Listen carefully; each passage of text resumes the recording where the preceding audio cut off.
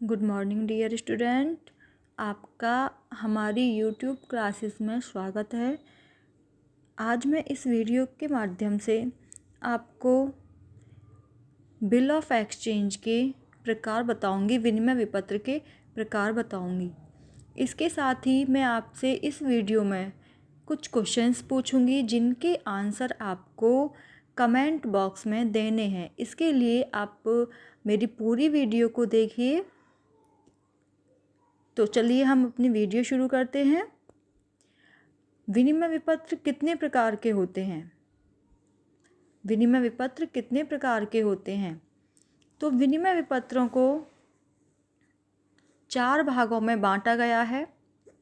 First है स्थान के आधार पर, सेकंड अवधि के आधार पर, थर्ड व्यापारिक चलन के आधार पर और फोर्थ है भुगतान या लेखे के आधार पर।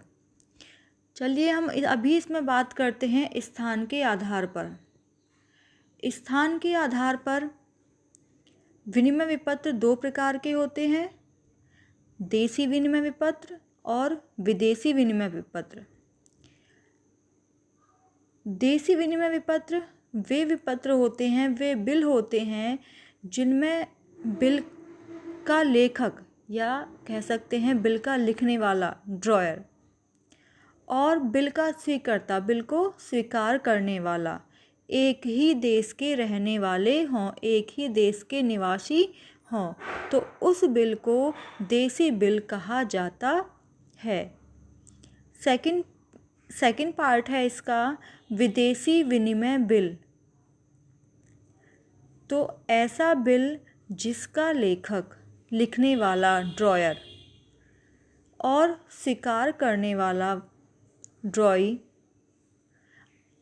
अलग अलग देश के निवासी हों, अलग अलग देश में रहने वाले हों, उसे विदेशी विनिमय बिल कहा जाता है।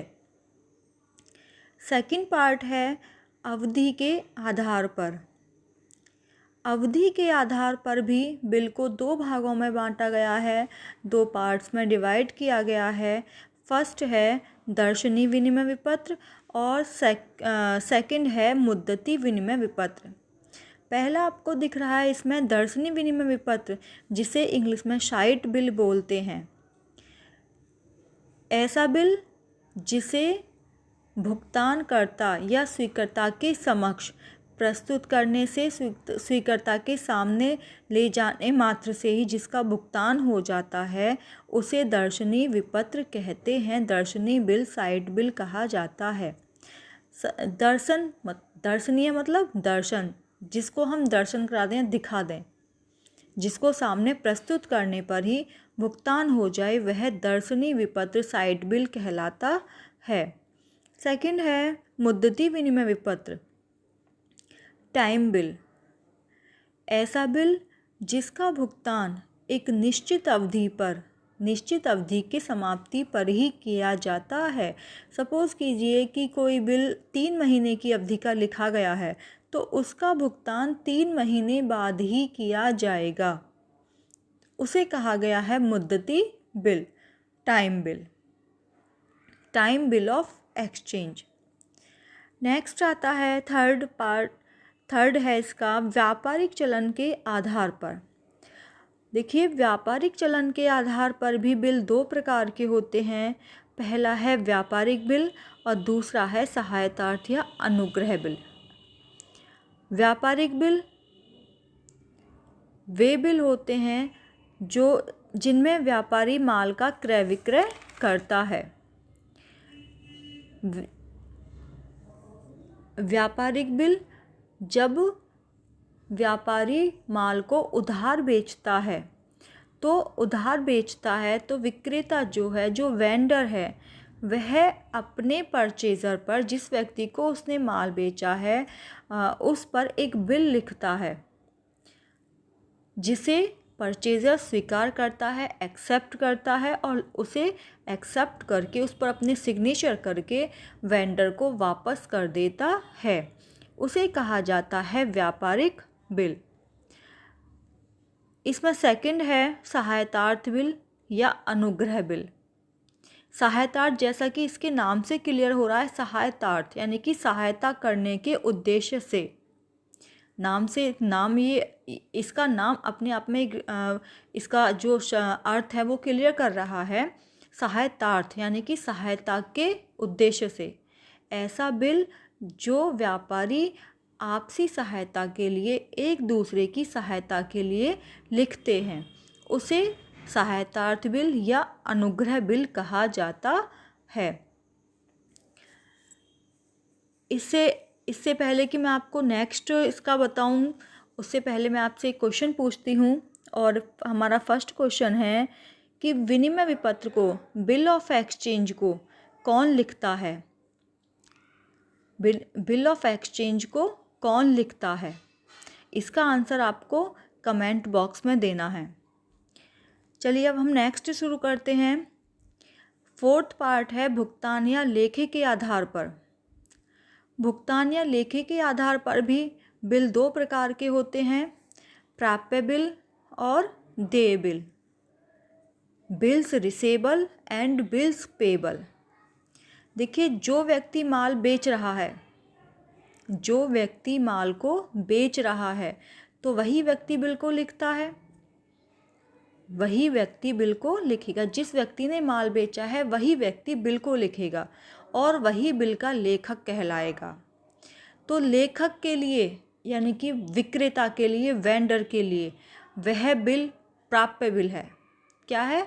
प्राप्य बिल, बिल्स रिसेबल, क्योंकि उसे भुगतान प्राप्त करना है।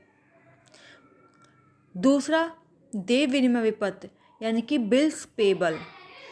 बिल्स पेबल वह बिल होता है जिसे,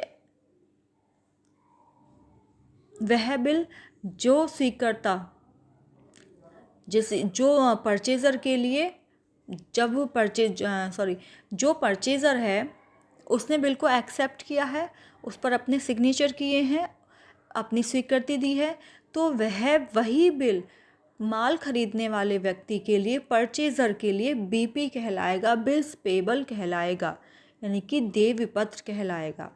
तो एक ही बिल दोनों अलग अलग व्यक्तियों के लिए अलग अलग ही है। बेचने वाले व्यक्ति के लिए, वेंडर के लिए वह बिल प्राप्य विपत्र कहा जाएगा, बिल्स रिसेबल कहा जाएगा, और खरीदने वाले व्यक्ति के लिए, परचेज़र के लिए वही बिल बिल्स पेबल कहलाएगा। क्यों? क्योंकि जिस व्यक्ति ने माल खरीदा है उसे भुगतान करना है, ठीक है, तो उसे भुगतान करना है, इसके लिए, इसीलिए वो पेबल हो गया। और क्योंकि वेंडर ने माल बेचा है उसे भुगतान प्राप्त करना है, पेमेंट रिसीव करनी है, इसीलिए उसके लिए वही बिल बिल्स रिसेबल कहलाएगा, क्योंकि उसे पेमेंट रिसीव करनी है। इस तरह से आज आपने पढ़े विनिमय विपत्र कितने प्रकार का होता है। तो आपका सेकंड क्वेश्चन है,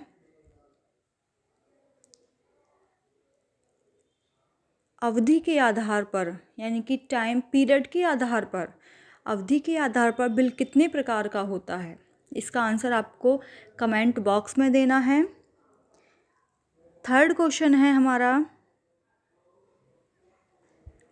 अनुग्रह दिवस, ग्रेस डे कितने होते हैं? अनुग्रह दिवस कितने होते हैं? इन तीनों क्वेश्चंस के आंसर आपको कमेंट बॉक्स में देने हैं। Thank you.